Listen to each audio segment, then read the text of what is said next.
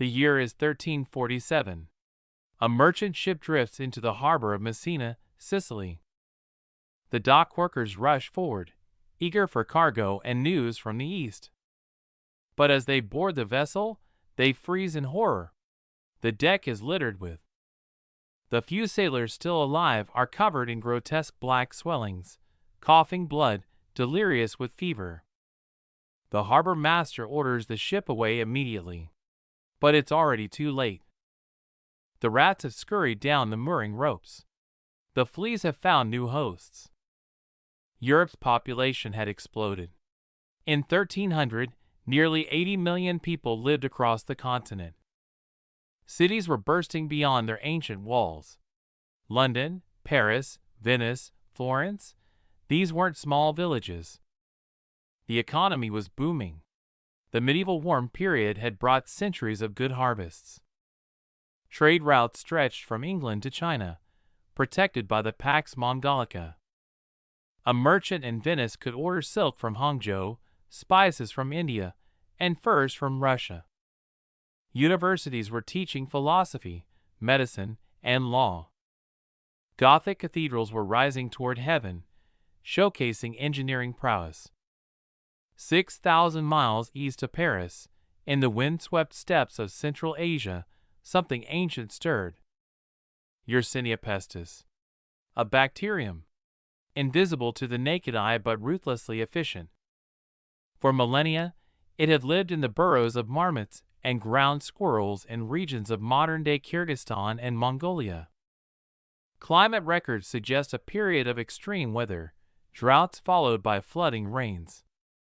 Climate records suggest a period of extreme weather, droughts followed by flooding rains. High fevers. Vomiting.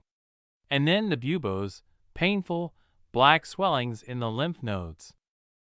By the early 1340s, fragmented reports reached the Mediterranean. Merchants spoke of entire cities in China and India left deserted. The pivot point of history is the city of Kaffa, a Genoese trading colony on the Crimean Peninsula. In 1346, it was under siege by the Mongol army of Khan Yani Beg. The siege was brutal but stalemated. The Genoese defenders, supplied by sea, held firm behind massive stone walls. Then the plague arrived in the Mongol camp. Soldiers began dying by the hundreds. He ordered his engineers to load the plague-ridden corpses into trebuchets, massive siege engines. For days, the sky over Kaffa rained dead bodies. Corpses smashed onto roofs, into marketplaces, onto the cobblestones. The unbreakable fortress had been breached from within. Panic seized Kaffa. 12 galleys loaded with refugees, cargo, and unseen stowaways slipped out of the harbor. They reached Messina in Sicily. By the time authorities realized what had arrived, it was too late. Within weeks, Messina was in chaos. Bodies piled in the streets. By early 1348, the great maritime powers were crumbling. Genoa lost half its population. Venice, the queen of the Adriatic, watched helplessly as the plague turned its canals into waterways of death. From Italy, the plague spread with terrifying speed. Marseilles fell. Barcelona. Bordeaux. By summer 1348, it had reached Paris and London. The densely packed medieval cities were perfect breeding grounds. Narrow streets. Multi-story timber houses blocking out the sun. Open sewers. When the plague entered these cities, it didn't just kill people, it killed civilization itself. The University of Paris, the most prestigious medical school in Europe, was consulted by the Pope himself.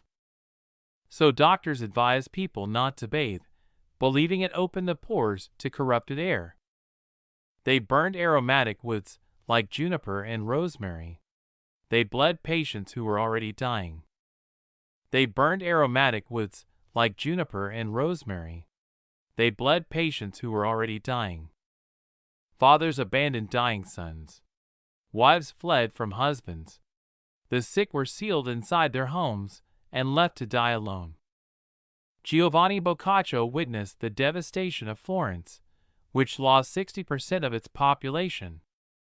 The sounds of a vibrant city were replaced by oppressive silence, broken only by church bells tolling for the dead. Consecrated churchyards filled completely.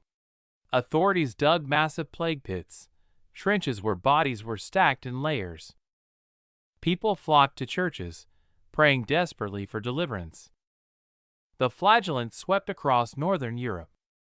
Twice daily, in public squares, they would strip to the waist and whip themselves with leather scourges embedded with iron spikes. A conspiracy theory took root. The Jews were poisoning the wells to destroy Christendom. In Strasbourg, 900 Jews were burned alive. Thousands of small villages were completely wiped out. The manorial system collapsed. Fields of wheat rotting unharvested because every farmer was dead. Herds of cattle and sheep wandering aimlessly, eventually going feral. Wolves began entering villages in broad daylight. By 1351, the initial wave of the Black Death had burned itself out. The survivors emerged from their homes into a world that looked the same but was fundamentally changed. In Europe alone, approximately 50% of the population, perhaps 40 million people, perished in less than 5 years. With half the population dead, there weren't enough workers for anything. For the first time in European history, labor became more valuable than land. Peasants could negotiate for higher wages. The rigid feudal system began to crack. Serfs who had been bound to the land for generations demanded freedom. Art became obsessed with death. The danse macabre, the dance of death, became wildly popular. Giovanni Boccaccio's Decameron, written during the plague years, shows people fleeing Florence. The church's failure to stop the plague weakened its absolute authority. People began questioning. Women inherited property.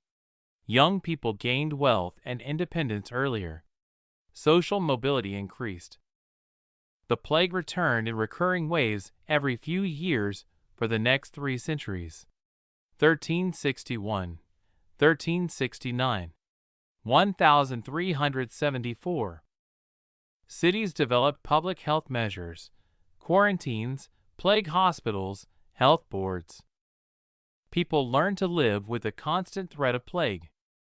The last major outbreak in Western Europe was the Great Plague of London in 1665 to 1666. Then, mysteriously, the plague largely disappeared from the continent. The Black Death stands as the greatest catastrophe in recorded human history.